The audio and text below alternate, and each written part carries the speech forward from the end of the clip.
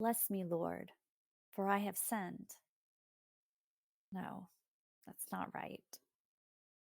Bless me, Lord, for I am going to sin. This is the No Fear podcast. We know what scares you.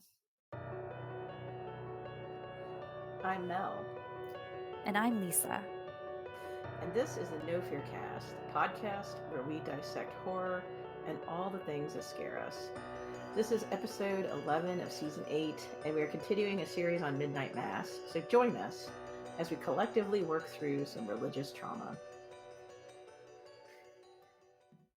Yeah, we are back talking about the Mike Flanagan extended universe with Midnight Mass. So we've talked about pretty much all of his other TV series, and we thought we might as well swing back and talk about Midnight Mass since we missed it.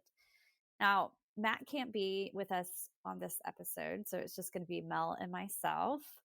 I missed the last episode, which means I missed hearing out on Mel's thoughts on this series. Now, this is a rewatch for me. Midnight Mass is one of my favorite television series. I really love what everyone did with it. But I'm really like having so much fun just kind of watching Mel kind of walk through this. So, listeners, today we're going to be talking about episode 3, which is book 3, Proverbs. And we're going to be talking about episode 4, book 4, Lamentations. Now, I'll just go ahead and put this out there since I didn't get to say it on the last episode. When I first watched this series, for maybe definitely the first episode and into the second, I just wasn't sure where this was going to go. With a lot of Flanagan's series, you get to, or at least for me, part of the fun is picking out the source material and all the little nods to things. And we don't really have that with this unless you want to count, I guess, religion in general is kind of the source material, because there's a lot kind of being worked into it. But it's not like when we watched The Fall of the House of Usher, and I was getting excited and kind of seeing where all the Poe references were going to pop up. And I think maybe because of that, maybe for a couple of other reasons, this series, I think, took a little bit longer for me to be 100% on board. But once I got into episode 3, I was like, oh, okay, I'm fully invested now. Like, it took some time to get to know the characters, to get to know the island, to really, I think, feel at home there. And I think that's intentional. I don't necessarily think that's a bad thing, because on my rewatch, I have definitely appreciated more of what was happening early on. I just don't think I really could. I think because it was so different from what I've been used to seeing. Mel, I'm really curious to know what you thought about episode 3 and 4, because I have so many thoughts that I cannot wait to talk about. For me, episodes 3 and 4, I feel like is where this starts to cook. I liked episodes 1 and 2 because I liked the slow introduction. And I'm kind of finding out as I go that some of the suspicions that I had that Matt danced around because he didn't want to spoil anything were true. Like, they were born born to be correct. But I feel like episode 3 and 4, and particularly, I don't want to say 3, I feel like episode 3 is structured really particularly well. And I feel like it kind of is the crux of the thing that I was kind of had a suspicion about in the first 2 episodes too. So I had a suspicion that our good old Father Paul was actually Pruitt, just younger. And of course, I said that because the trunk of dirt, I knew that there were going to be a vampire type thing involved. Um, so I like the way episode 3 then kind of went back and explained Father Paul's thought process or direction or what was going on. So in his confession, he's confessing right before the town meets him for the first time.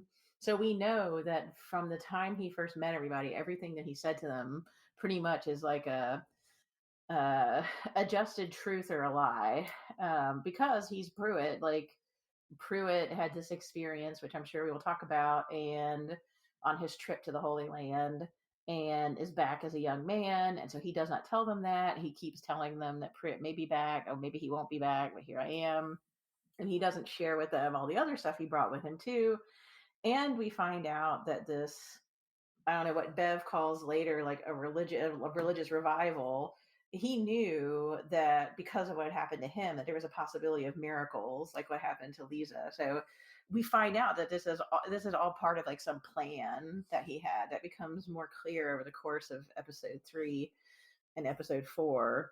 Um, and something else that I thought, well, I guess I'll just mention two more things I thought was really interesting, particularly in episode 3, and then we can kind of start going back and forth about it. But I like the way episode 3 was structured around the kind of the wood carvings, like the stations of the cross. I think that would be the terminology. But it's like redone into Father Paul's like new interpretation of, I guess, the New Testament of Father Paul. We also find out why he calls himself Father Paul, because he likens what happened to him in the Holy Land and to what happened to Paul on the road to Damascus, when he was changed from a persecutor of Christians to a Christian, and the scales fell from his eyes, and that whole story. And obviously we're going to talk about that, and his religious interpretation of what's going on, which the whole time I'm just like, really, this is this is pretty monstrous, dude. But I guess that's like the frame of mind he was in, because I mean, I think we also have to bear in mind too, this was an elderly man with dementia who all of a sudden had this happen to him as well. So there's that to think about. But that leads me to the other thing I thought was handled really interestingly, is obviously we have the issue with younger actors being made up to look older so that they can get younger and have miracles. But I like what they're doing with the Mildred character. I have my, we know that there's some sort of connection between her and Father Paul that becomes more clear as everything goes on. And as she gets younger and is like coming back out of dementia, that, like, I teared up when she starts knowing what's going on and it says, "Where have I been? Somewhere dark," because she doesn't understand, what's happening. And so, yeah, I think that aspect is handled with such compassion. And the aspects about addiction that's going on with Riley and Joe are handled with compassion too. So I really like the deep character studies that we're getting in this. It does not bother me that we have times where characters are just kind of talking to each other and talking about ideas, because I like those moments where we kind of delve into those things.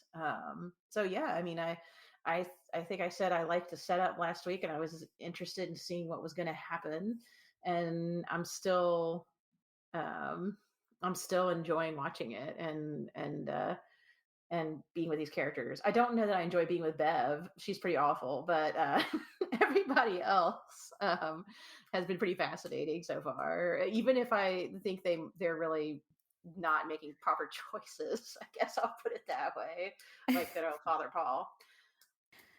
Yeah, it's hard to find a character to dislike here, even when you're seeing them completely make the wrong choice or do things, or maybe I don't know what word I'm looking for. Like their motivations are not always um what I would necessarily agree with. But yeah, I agree with you that Bev, she might be the only truly irredeemable character in the show so far. She's scary, and I'm sure we'll talk about her in some great deal. But yeah, I absolutely agree with you. I think that's one of the things that I love about this show, this particular limited series, maybe more than any of the other ones, is the character study. And I think that's why on like second watch, these first, 3, 4 episodes, I've really seen differently, because you really hit the nail on the head when you were saying that everything is handled just, I think, with such empathy, with such compassion. You're rooting for the characters. And yeah, even Father Paul, and again, it's hard really, when you see what he is unleashing on island that he loves and on this community that he like obviously loves. We know that he's the one introducing this evil. Um, but it's so hard, I think, um, to really feel like he is in any way a villain because he feels like the victim as much as anything else. I mean, as you pointed out, he starts off as an old man with dementia, which you just kind of want to take care of somebody like that and think, why are you being allowed to like take this trip, for instance, or be out on your own where he can like wander off. But then also just I think um even though his belief in what is happening is very misguided, and I don't know how much of that is his like religious belief or his like upbringing, or I guess the dementia that could still be playing a part of it that we just, you know, we don't know. I would say probably the former, but he holds on to this belief that what he's doing is for the good so earnestly that it's really kind of heartbreaking to watch his, like, if his character is kind of going down this descent, um, it's hard to watch because he is a character I think that you want to watch, you wanna root for him, and I just on again, on second watch, or subsequent watch of this, I just have to say that the casting on the show is absolutely spot on. Everybody who plays a part is spectacular. Like, I can't I don't know. This to me is one of the just most well done thing, but I also was completely blown away by what Hamish Linklater does as, Father Paul. Yeah, I completely agree with you. He totally buys into this kind of delusional idea he has that he is bringing something good back to these people. Um, this idea that he experiences a miracle. So, I mean, he wanders off from, I guess we can go ahead and talk about this a bit because it's like the structural aspect of episode 3, but he wanders off from his tour group and gets lost. And I mean, almost dies. He's in a sandstorm and he ends up in this cave and there's this creature in there, which I guess is supposed to be like an ancient vampire, and it attacks him. And he, in his pain and horror and looking at this creature that has these wings, interprets it as an angel, and is then praying and looks like he's going to die. And the creature, for some reason, I don't know if we're going to understand why, shares its blood with him, which of course then ties them together and leads to him becoming younger and then I guess becoming attached to it. I don't know. It's hard to understand the relationship because then it follows him, because he decides that this need that he interprets this as, he says it's like a stigmata that the blood of life is flowing between them. He uses that language. On the wood carving, we see the blood is actually flowing down the carving, almost like a miracle. He talks about how it's like communion and it's the new covenant. I guess the new covenant, the newer covenant. I'm not sure there. But he has this like hubris, like people are going to be saved, miracles are going to happen because I and bringing this thing from a quote unquote ancient church. He doesn't really know what the cave is, but he's guessing back to. So he is taking an ancient thing back to contemporary society, but it's not an ancient good thing. It's an ancient bad thing. But he interprets it as an angel. And in the next episode, I think it's the next episode, he's praying like the guardian angel prayer when he wants it to come help him when he's dealing with the hunger of having turned into a vampire himself now. And one of the things I thought was interesting with that, and I don't want to get too far ahead, Lisa, because I do want your take on his delusion, I guess, and how that plays out. But um, he does seem, as things start ratcheting up in episode 4, to say, I don't know a lot and really lean on God's mysteries, which is an easy way to explain what he doesn't know. But there are moments when that smugness of God will do what he will and we can't understand his mysterious ways is gone. And there's like pure fear at some of the things that he's doing. And I wonder if we're seeing cracks in his mission. Um, I wonder if he's also kind of questioning himself in some ways in those moments, even though he goes back into kind of the idea of like, I'm bringing miracles to these people. Um, I do have one quick plot question, Lisa, before you respond to some of those things, if that's all right. Yeah, go ahead. So does Bev poison him just to see what would happen if he died? Like, why the heck does he get all sick and start having seizures and die?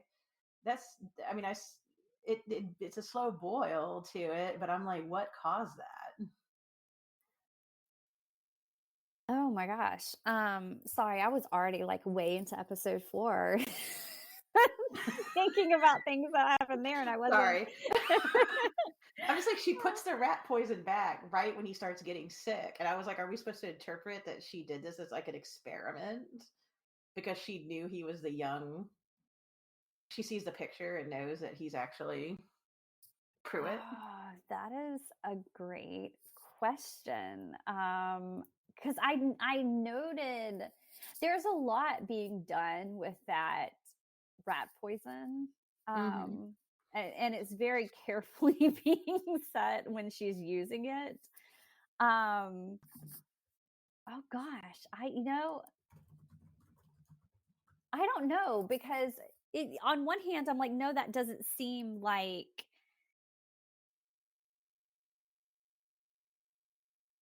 on one hand, that does not seem to me that that's something that she would do because she's so like protective of, I mean, almost to like she's a scary like stalker of clergymen. um, but at the same time, I feel like that was what it was implying. And if she did suspect then that Father Paul was Monsignor Pruitt prior to that, that was her way of forcing him to acknowledge the miracle. Like she wanted things to happen on her own timeline. And that's I don't know, is that like what we're supposed to take from it? I mean, it's kind of hinted at. It's not really, I guess, clear, but um Yeah, I mean, we know she knows who he is because when he comes back to life, she just calls him the Monsignor, and so yeah, she's known a while. And I like your description of her as a stalker of clergymen. There's some weirdness between her and him that creeps him out yeah. when she's on the bed with him after he's sick. But yeah, she finds out that his hand can burn and he like murders people, and she doesn't care. She gets more and more excited. I thought it was interesting too that almost every Bible verse she quotes in this leans toward violence, either implied or outright. Yeah, Is very Old yeah. Testament leaning to. Yes. That's her kind of philosophy of religion. I think I said she uses religion like a cudgel in the first episode, and now it's like a knife. I mean, she's just like becoming like some sort of weird cult boss by the end of the fourth episode. Yeah. Yeah, I mean, I'm really curious because, I mean, yes, I think she definitely poisoned him. I think it's her motives that I'm still unclear about. Okay, so we know that she poisoned the dog, um,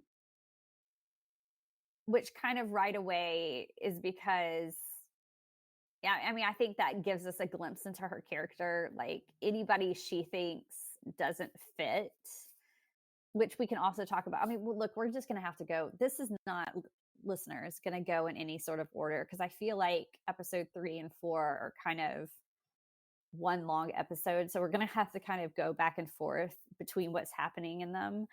Um, but I mean, we know that that's what she's doing because it's like she sees herself as above everybody else on that island, and she's going to like pick who's worthy and who's not.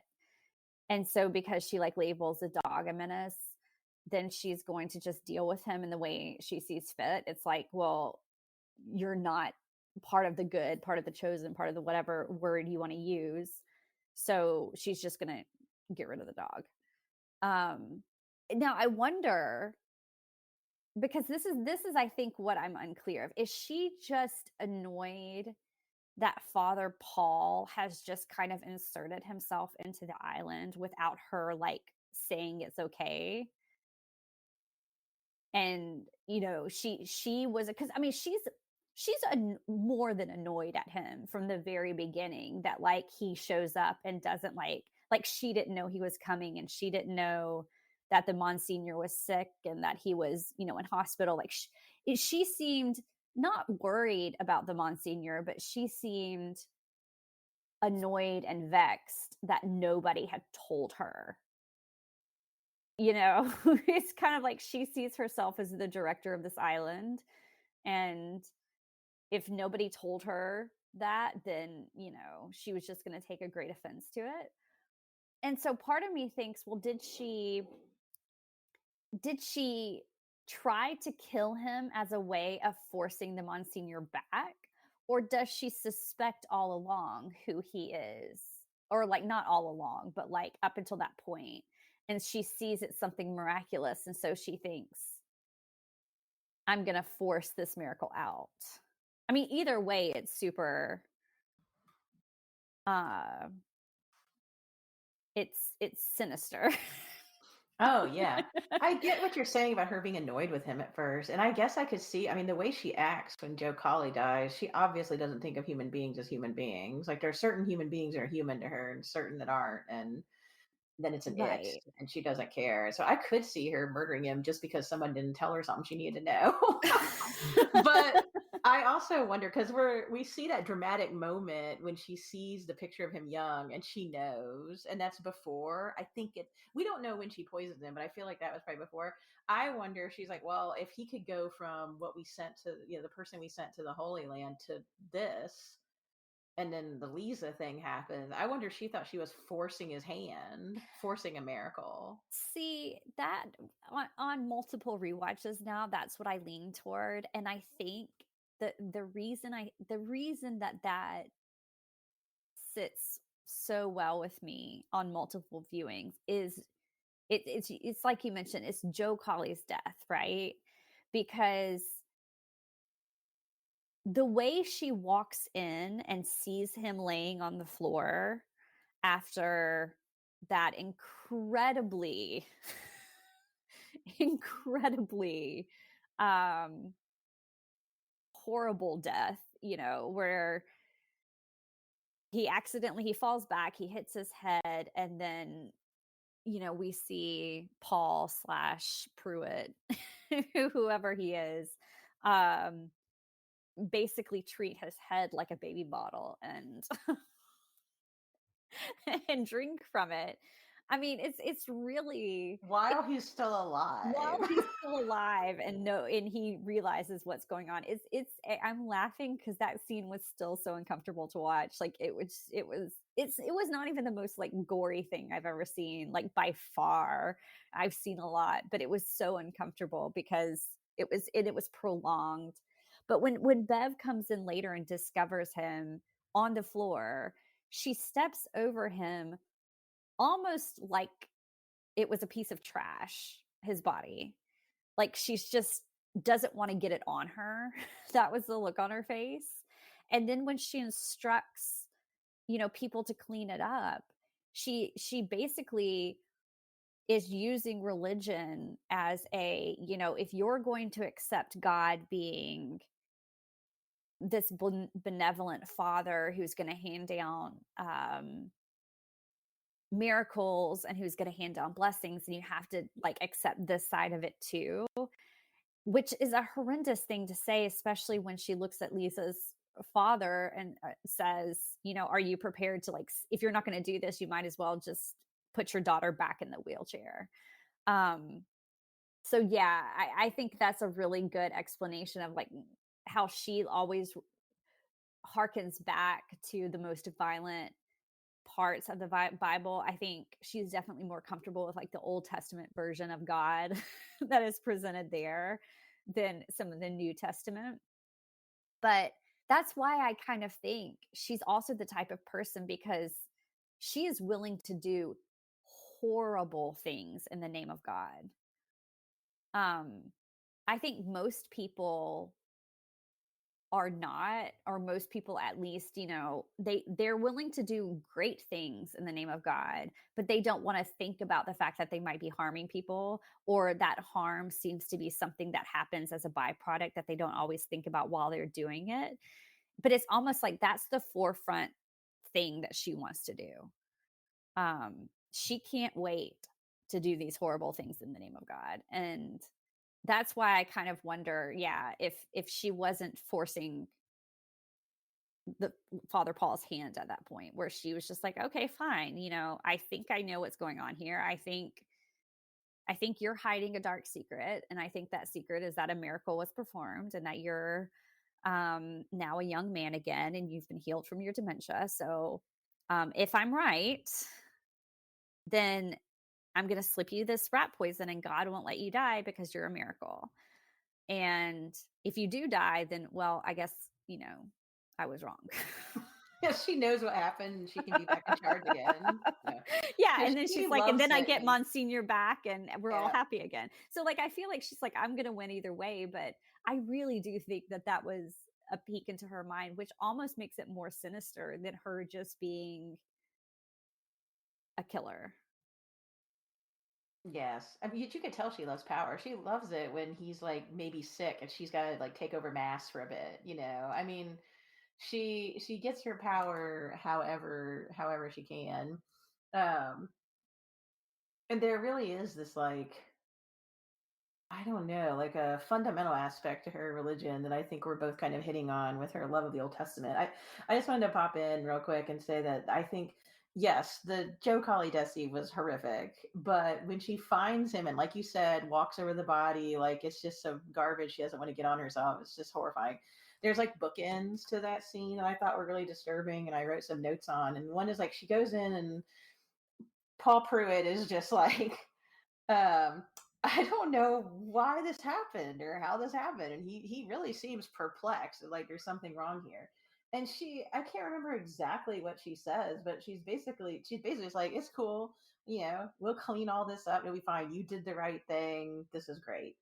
And then, like you said, she basically cows the others into helping her by saying, "This man is an actual miracle, and he performs miracles. And if God does that, then whatever he does means it's good." Because remember, he's always like, "There's something moving inside me," and she says, "This God is moving inside you, and that's what made you. He moved through you and made you do this." We know it's his vampiric transformation that's moving through his bowels because he has this intense addictive hunger for blood.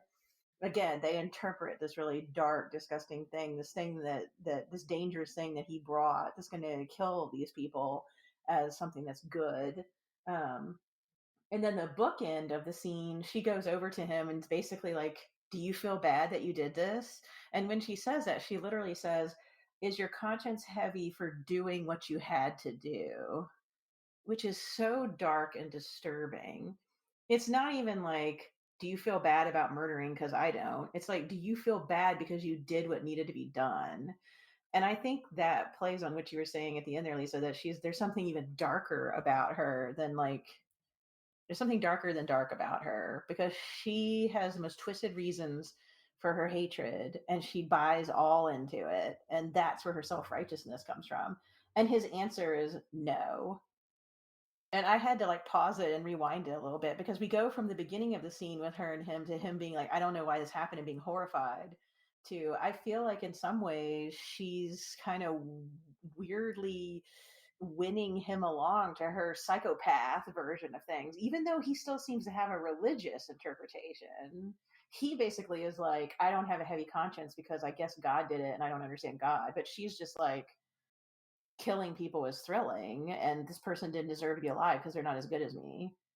And I don't know, it's just she is so disturbing watching how she works and how she not only like convinces herself but the people around her.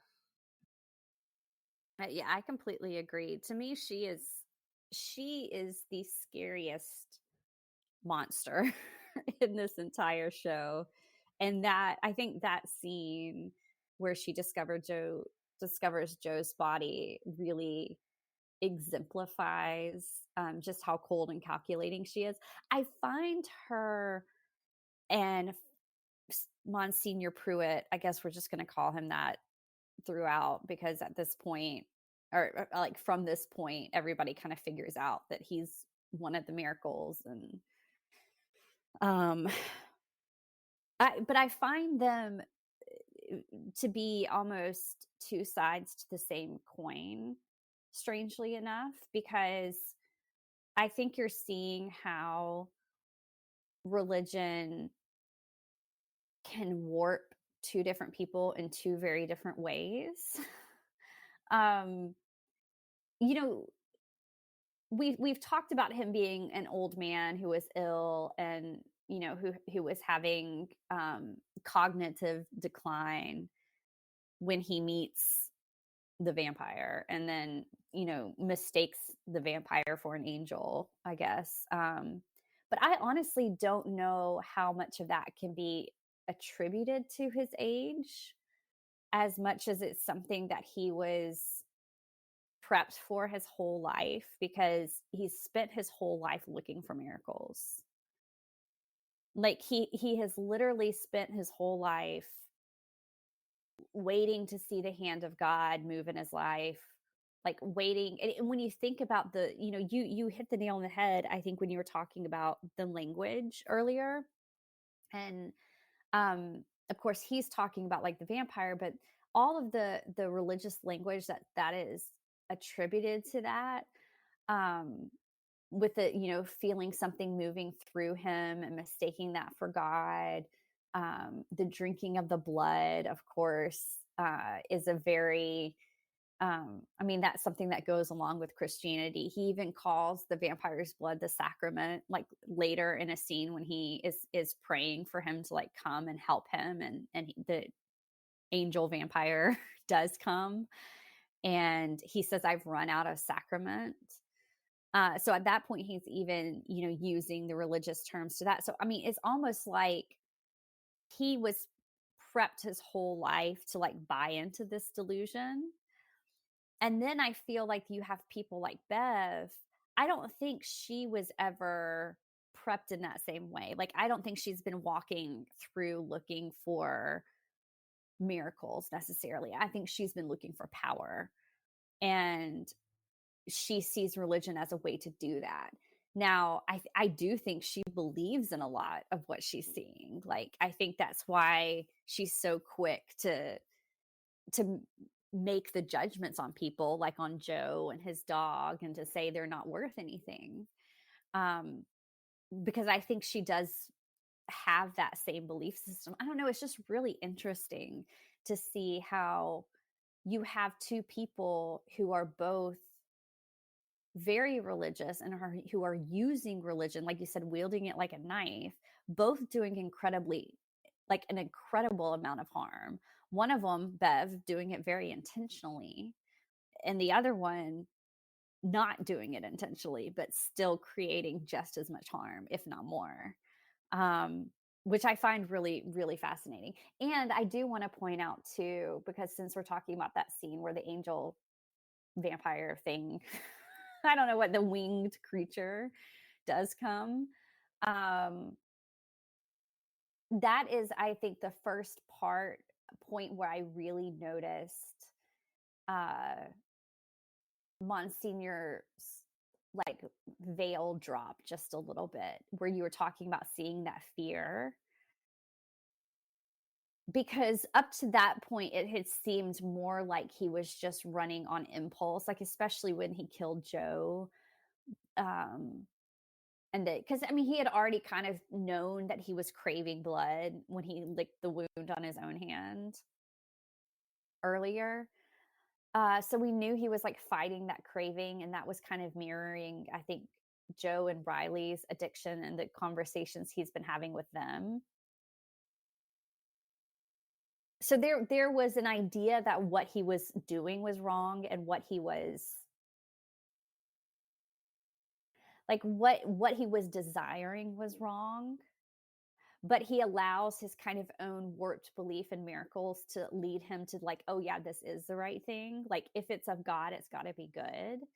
But then later, when Riley interrupts them in that scene, that was the first time I really saw pure fear after he had already kind of accepted everything, that you saw the pure fear because he knew what the creature was going to do to Riley. And I found that scene particularly powerful, and not just because I didn't want, like, I wanted Riley to come out okay, especially after we'd already seen so much going on between him and Aaron, and how he was helping Aaron through her pregnancy loss, and the conversations that they were having about life and death. And I felt like there was some kind of hope in what they had found in each other. And so that was devastating just from a character point of view. But I did find it equally fascinating that that was the first time that I really noted the fear in the Monsignor's eyes, where you kind of could see his mental breakdown of, wait a minute. Am I really buying into this delusion that this is miraculous and of God? Maybe it's not. So I don't know. What did you think about that scene? Oh, I thought of a couple things while you were talking. I thought of one more thing about Bev and Father Pruitt or Monsignor Pruitt or whatever, Paul Pruitt, whatever he is. And then I'll get into, yeah, the final scene. I pretty much agree with you on your interpretations of the final scene. But one thing I was thinking when you were talking about how Bev and the priest are like different sides of a coin, which I think they really are. Like he has good intentions to a certain, as much as he can, and she does not. I think the other way to see that is the way they interpret what's going on. Um, he interprets what happened as the road to Damascus, and Paul, he interprets himself as experiencing a miracle and a conversion and like becoming an apostle for whatever this powerful creature is. She interprets him as Jesus. It's a big jump she makes. And again, I think it's like conversion, covenant, service compared to, well, you're Jesus and let's figure out what we can do with this. Again, like in her mind, that's a power, like being able to come back from the dead. And his mind, I think it's like the experiential aspect of what happened to him. And you can obviously jump in and tell me if you think that that's wrong, but or if you agree. But the end, oh, go ahead. Oh no, I was just going to say I would never dare to tell you you were wrong. Oh, come on. You can tell me I'm wrong if I'm wrong. The end scene of episode 4, I think, was really powerful for all the reasons that you're saying. Yeah, I was sad that I had a feeling something bad was going to happen to Riley because of his creepy dream and the fact that he's making progress with his dad and his mom. And it's so, he worries about Joe Collie when he doesn't show up for the meeting. He starts to form a kind of, and we know from things that Paul has said he knows stuff about Riley. So we know he remembers from when he had a relationship with him as his priest, Riley's priest. And he's just so like, it hurts him so much when he realizes that Paul is lying, which I think is a good bookend at the end of episode 4 to the beginning of episode 3 when Paul's asking God for forgiveness for he's going to lie to these people. And Riley's like, he just lied to us. What else is he lying about? And I thought that that was really powerful because he's in such a vulnerable place and he's trying to get through all this. And that's what happens. And when he goes in there, we know, like you said, exactly what's going to happen. But yes, Father Paul's, I feel like it's funny. You're calling him Pruitt and I'm still calling him Paul. Paul Pruitt, when the angel comes in, he's been like calling for this guy. He's been screaming for the angel vampire to come help him. He's been praying the guardian angel prayer. And he comes and he's obviously terrified of him. He's not the one in charge here. He's bringing this creature to do the miracles. He's not the in charge figure that Bev wants to be, I don't think. The angel, the vampire, I don't, does it ever talk? I don't know. It doesn't talk. And he just starts blathering about how he needs more blood. And all it does is put its finger to its lips, which totally creeped me out because not only is it now wearing clothes, it also apparently can understand um, things that he's saying. and it just like walks on in like it owns the place, and he apologizes immediately as if he's terrified. It's not just like, oh, he told me to be quiet, so I'm gonna be quiet. He's literally gets down on the ground and is groveling on the ground with his face on the floor, like trying not to talk too much, but saying thank you. There's some real like terror going on here. Which, yeah, I think the vampire is the supernatural monster. Bev is the human monster. And good old Paul is just like, he's just trying to have some cool memories with Mildred and help people walk again and see the light. He's so kind of weirdly naive. And but then I'm thinking this poor dude is terrified and naive, and Riley comes in and the angel vampire attacks him, and Paul goes from being terrified for Riley obviously to uh this is a term we've used many times on Monster She Wrote, becoming a vampire enabler. He closes the doors and makes sure that nobody will see what's going on and just lets the vampire have its way. He just enables it. He's the vampire assistant at that point. He's the human that can, well, now he's a vampire, but he was the human that could help the vampire get where it needed to get. And I don't know, he is such a complicated character because you see the fear and you see the worry, but then you also see the weirdly sycophantic let me help you, because he still believes there's something good that can happen in all this. So I don't know, that it was so like I just got like shivered a little bit when he was shutting the door, because it was so like, oh, anybody out there? Let's, because he's not helping Riley. He's just like looking at him as he goes by, seeing him getting attacked, and then shuts the door. I don't know, there was something about that abetting the monster that really bothered me after I just got done seeing his vulnerability and being like, this guy's just in over his head. Yeah, and, I mean, the monster, yeah, I feel like I have have to again just kind of point out how absolutely terrifying the creature is. It just like, the outline of him standing there in the doorway, too tall. Yeah, wearing clothes and also kind of, I guess, understanding when he put the finger to his lips to shush him, and you see these like pointed nails on I mean, it's very Nosferatu. um, I think in the imagery of it, like this isn't a Christopher Lee vampire coming through the door. But I also wonder just in that scene because I think this also really kind of it terrified me. And it goes along with what you were saying. Like I'm agreeing basically with everything that you were saying, but that a lot of times biblical angels are described in truly terrifying ways and the first thing that the angels always say in biblical accounts are like do not be afraid. And there's a lot of language in the Bible too, at least like the translated Bible, obviously, that I grew up with, was this idea that we should not only like love and obey God, but that we should fear God. Um, and I mean, look, I grew up in in an evangelical, like small church that we had some very like hellfire and brimstone preachers, but there was always this idea that there was something to be afraid of in the power of like God and what he could do and his angels.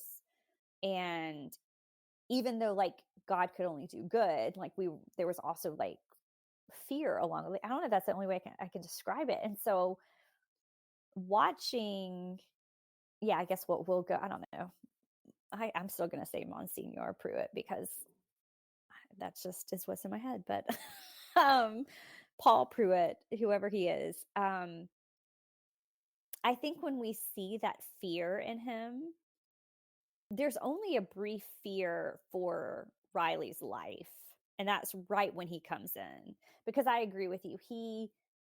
shuts the door, he aids and abets the vampire. I mean, he's enabling him completely. He doesn't even like, he could have at the very least said run, and given him a chance, but he doesn't. He just lets it happen. But also, like prior to that point when Riley came in, the fear almost seemed to be less of a I'm fearing because there's a creature here that like could kill me and is changing me, but it was almost that fear of I'm just a lowly human to your like supernatural glory. Does that make sense? Like it seemed to me to be several different types of fear that he was working with. Um No, I think you're right. I like that explanation. And I guess maybe I'm being negative by saying it's a naive. There's a naive aspect to it. Maybe it is like just his intense faith. And I think it's important too that you pointed out that angels in the Bible are often terrifying looking. You're right. They're usually like, "Hey, stop screaming. Like it's okay." Because if I saw this thing, especially if it was trying to kill me, I would not interpret it as an angel.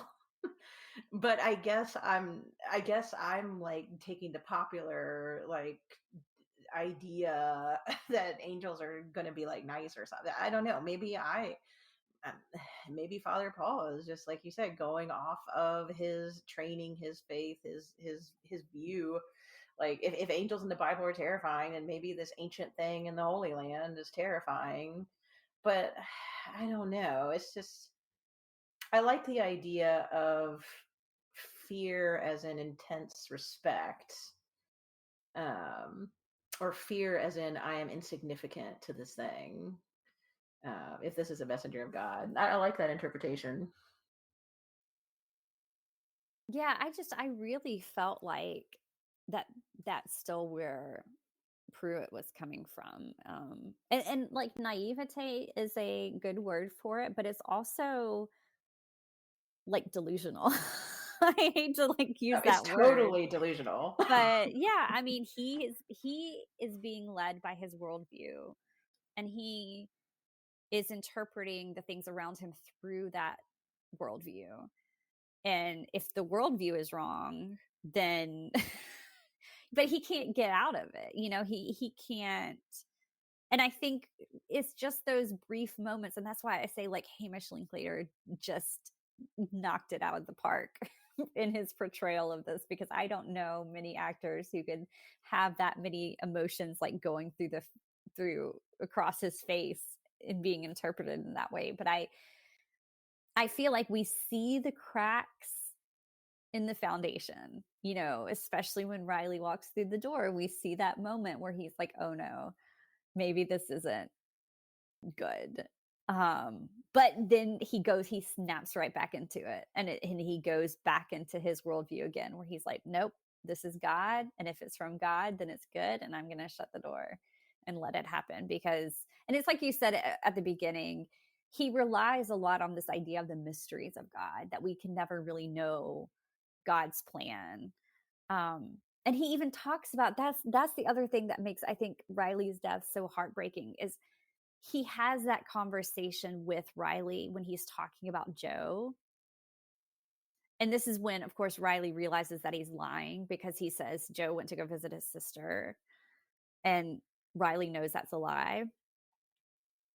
But because he wants to find out, like, what do I say? Like, what do I say to Aaron, basically? What would you say if you went to go visit Aaron? In the fact that she's lost somebody and lost her pregnancy. And he says, well, we say a lot of empty words, right? Like they've gone to a better place, or we don't always understand. And when he started, he's like, but that doesn't really help. And like I appreciated him saying that, because I thought, you're right, that doesn't really help.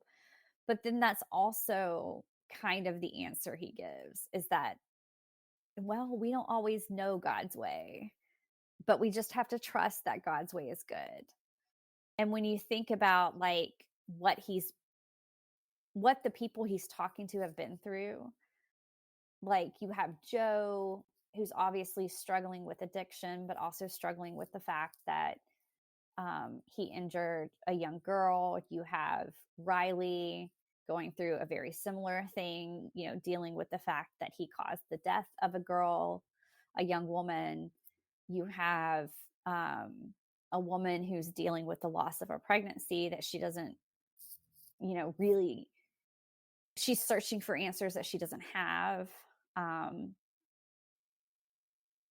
I don't know. And for him to like say that to Riley and say, we don't always know like God's motives, and then to have, I don't know, I feel like then we see Riley die because of that belief, and it's just kind of heartbreaking. Yeah, I agree. I think that's definitely part of the heartbreak because I mean, yeah, it also just underlines the fact that Father Paul is abetting a horror, because his interpretation of this is not that it's horrifying, that it's, a good thing in a way. Even though you're right, we see the cracks; they're there. I don't really know how much more I can add. I like those connections that you made. I wanted to throw something out. That I want to get your take on this, Lisa. But after I watched both the episodes, I kept thinking about them because it's really hard not to. I mean, they really stick in your mind, especially these two and the way they work together. And I thought about, I was reminded, I don't even know what reminded me of it, but I was thinking of, and we don't have to talk about the whole scene, but Lisa goes to visit Joe Colley, and he is the person who injured her, and that's the reason she was in the wheelchair. And when she goes to him, she quotes a Bible verse at him. There's tons of Bible verses in the show, but she quotes Proverbs 16:32. And she says, "Whoever is slow to anger is better than the mighty, and he who rules his spirit than he who takes the city." And that idea of being slow to anger and patient, and that is a power that is better than like physical strength, ruling your spirit, being slow to anger. And when Bev starts spouting off her Bible verses, there's one from Deuteronomy about if you don't obey the priest, you'll die, basically. And Jesus saying, "I come not for peace, but with a sword." Um, her Bible verses are intense, and I don't think it's an accident that we have Lisa quoting Bible verses that support a much more calmer, level-headed, controlled, um, not prone to anger, not prone to violence version of religion versus Paul, who I think has let his belief in miracles get out of hand, versus Bev, who, as we said earlier, uses Bible verses like as violence, basically. Bev chooses violence like every minute of every day. But I think that juxtaposition of Lisa and Bev is really interesting. These two kind of philosophies about religion that we see throughout the episode so far.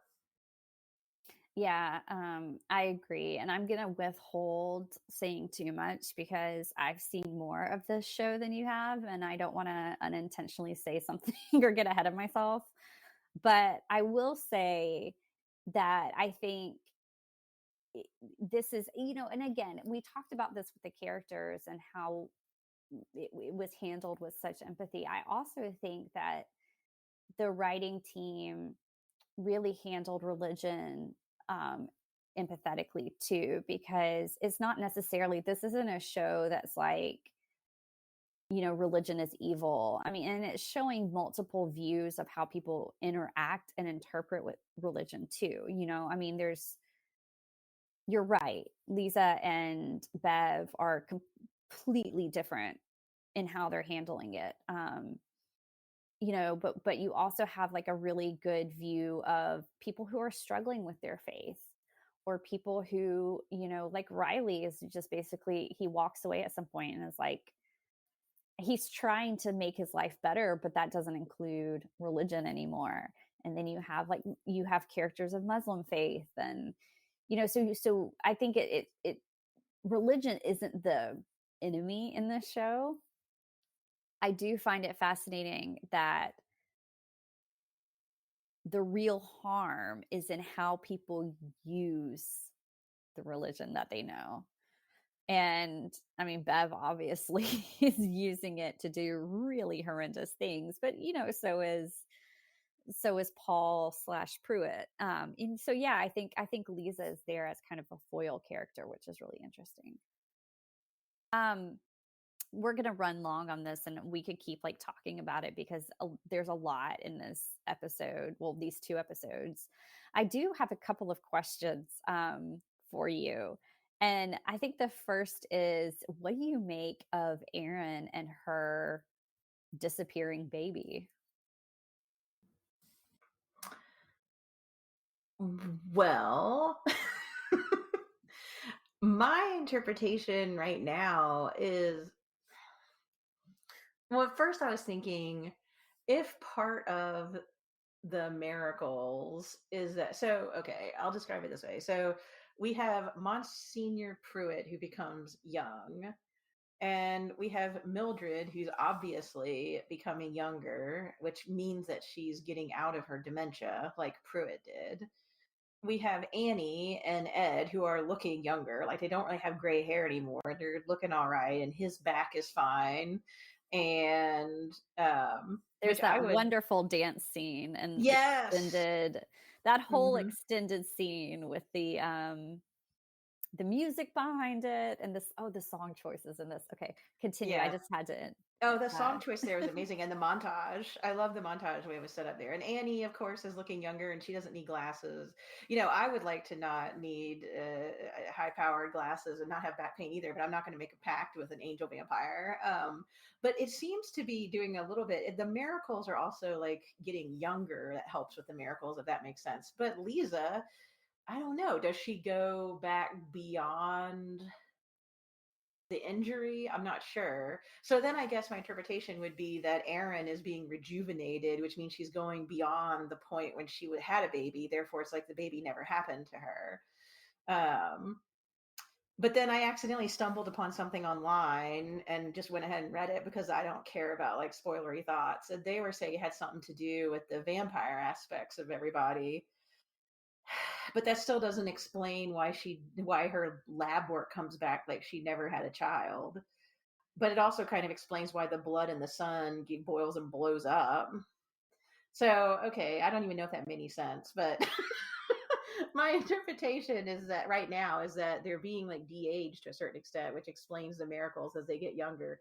But now I have suspicions about Aaron's baby because of the fact that we got vampire lore and monsters going on in the situation.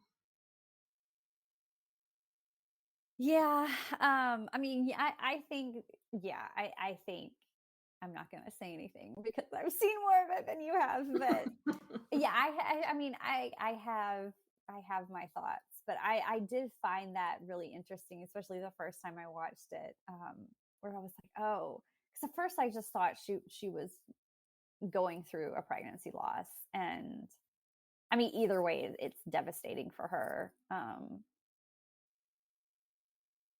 I mean, that whole scene, I thought, with her and Riley and her mother's, or what had been her mother's home, where she's talking about when she was young and her life with her mother, and then leaving and running away, and then finding this man, and this man being not great towards her, and then the pregnancy giving her kind of the impetus to leave him and come back and kind of get her life back on track. And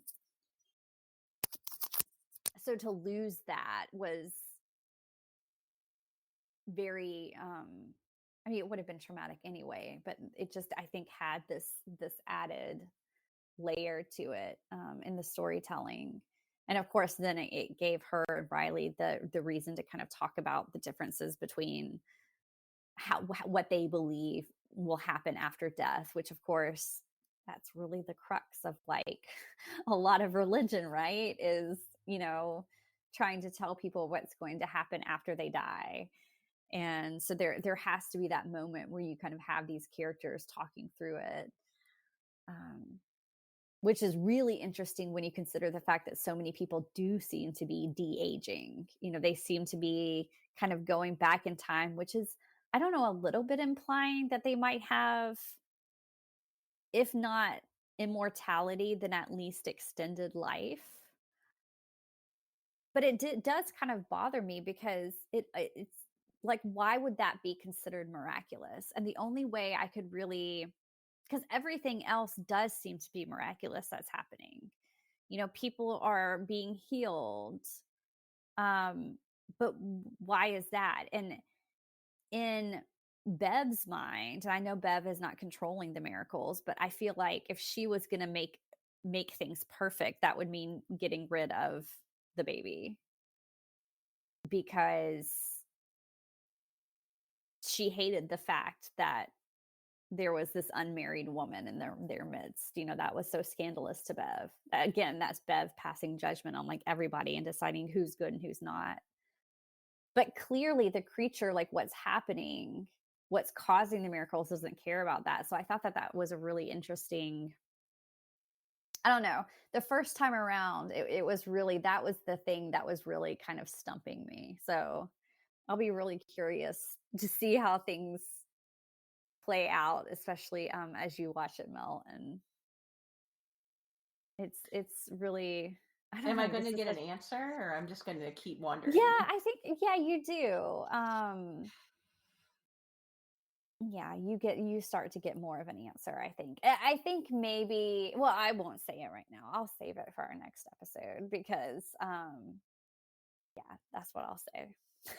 I don't think though. I think it's interesting that you said that um, you feel the loss, and you really do. I mean, I think the two kind of parts where she and Riley are on the couch, like talking about their philosophies about death and spirituality, are super powerful. And um, I don't think the supernatural often does kind of the dementia aspects in the show are intense and heartbreaking, and the lost pregnancy is too. And I think in some ways the supernatural, while doing weird things that we don't understand, and oh, is this vampire blood, like doing strange things to these people, it doesn't take away from the reality of the painful situation that the Right. people are going through. Like, it's just another angle to investigate that. And so, yeah, I feel for her because not only has she possibly miscarried and just is not interpreting it, it miscarried and didn't realize it, but she also could have just lost the baby because of these weird messed up miracles aren't really miracles. And then, of course, she's accused by a mainland doctor of not ever having been pregnant to begin with, which is also just a major. I mean, she's just in a bad, bad place. She's already Mm, grieving, and now she has this kind of psychological aspect thrust upon her. And I just kept thinking to myself, why can't Dr. Gunning talk to this woman? Because she has a witness. She has someone who knows that she was pregnant. So she just keeps going through more and more pain with this whole situation. And so it delves into that in really interesting ways, and the empathy and the compassion again. And it doesn't matter that yeah. this is being caused by vampire blood. For her, it's a real situation. It's a Right. that's very painful.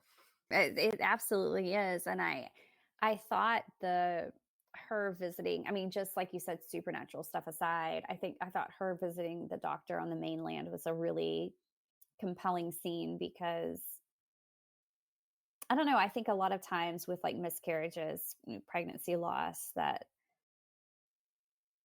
there's there's kind of a feeling of you're going through it alone. Um and you're kind of grieving it alone. And I don't know. I don't that having that doctor just not really dismiss her, but basically say, I think this is something psychological when clearly we know that wasn't the case. Um, I think that just the feeling of her being really alone really set in there. Um, yeah, this show is so well done. I mean, that's all I know we keep saying that, but um everything with it. All right. Well, like as I said, there's a lot more that we could talk about in these two episodes. I have a lot more I want to talk about, but I know a lot of it is going to unfold over the next few episodes of Midnight Mass as well. So I'm going to go ahead and say we're going to end this here, and we'll return in 2 weeks when we talk more Midnight Mass. We're at No Fear Cast on Twitter and Instagram. We have a Facebook page too. Our email is nofearcast@gmail.com. If you love what we're doing, consider supporting us on Patreon or simply rate and review us, which is entirely free and helps other listeners find us. Theme music by Nicholas Gasparini. We'll be back in 2 weeks with a brand new episode.